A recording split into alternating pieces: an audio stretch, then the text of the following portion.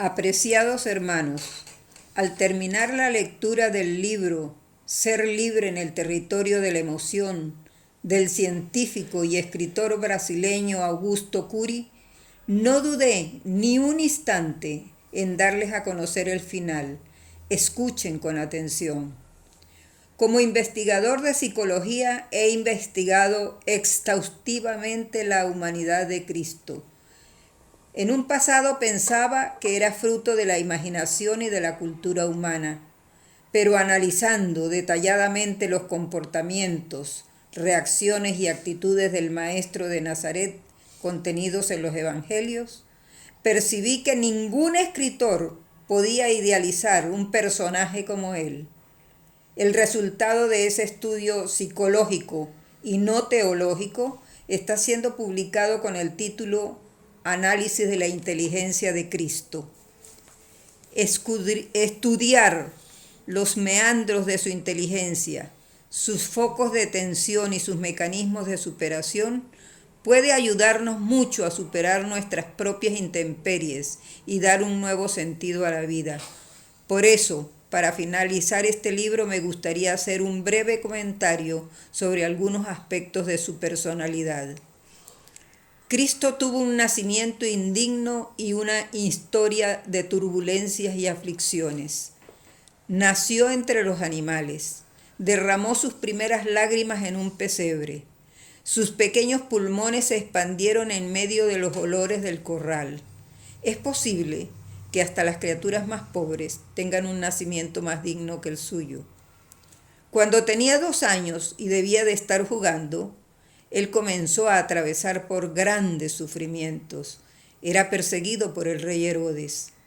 A los 12 años mostró una inteligencia nada común en un adolescente y fue admirado por los intelectuales de su época.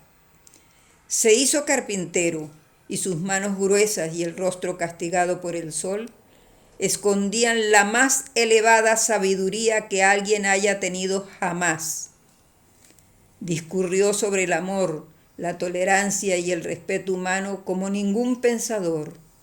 Acogió a las personas más marginadas de la sociedad y sus discursos exhalaban aromas de paz.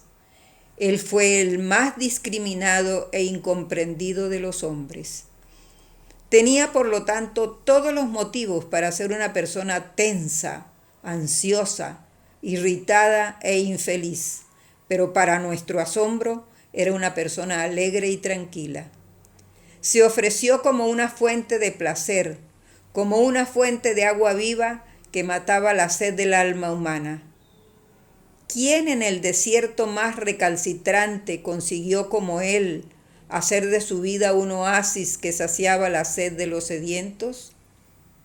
Por increíble que parezca, él hacía de sus miserias poesía. Muchos tienen sobrados motivos para ser alegres, pero están siempre insatisfechos. Son incapaces de valorar lo que tienen y se vuelven especialistas en culpar a los demás de sus problemas y detestan la vida que poseen. Jesús, por el contrario, tenía muy poco existencialmente, pero hacía mucho de lo poco. No había en él sombra de insatisfacción. Los reclamos no existían en el diccionario de su vida. Nunca acusó a nadie de sus miserias y las enfrentaba con fortaleza. Desafiaba sin agredir a nadie. Los hombres podían desistir de él, pero él nunca desistió de nadie. Tenía conciencia de que lo lastimarían sin piedad, pero él nunca pensó en rendirse o suicidarse. Había predicho que lo humillarían, le escupirían el rostro y sería un espectáculo público de dolor, pero él permaneció en pie, firme, fijando los ojos en sus acusadores y soportando con dignidad su dolor. La única forma de apartarlo de la tierra de los vivientes era matarlo. Él demostró que aún en los momentos más trágicos, la vida vale la pena vivirla. Jesús fue el maestro de la sensibilidad. La historia del maestro de Galilea debe enseñarnos importantes lecciones de vida. Podemos llorar por nuestras angustias y conflictos, pero nunca desistir de nosotros mismos. Podemos abatirnos, pero nunca desanimarnos. Debemos amar la perseverancia como quien ama al mejor amigo. La capacidad de recomenzar todas las veces que sean necesarias, de continuar luchando aún en medio de las derrotas, alimenta el sueño de la victoria. Estar inconforme con nuestras miserias es el primer paso para ser saludables.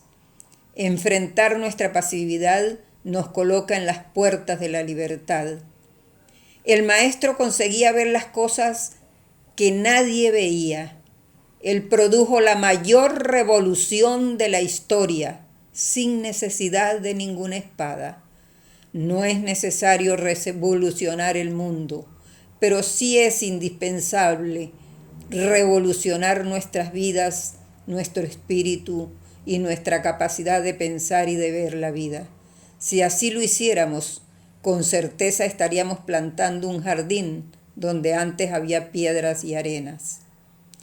Gracias, Padre, por Jesús, Maestro de vida. Que Dios los bendiga.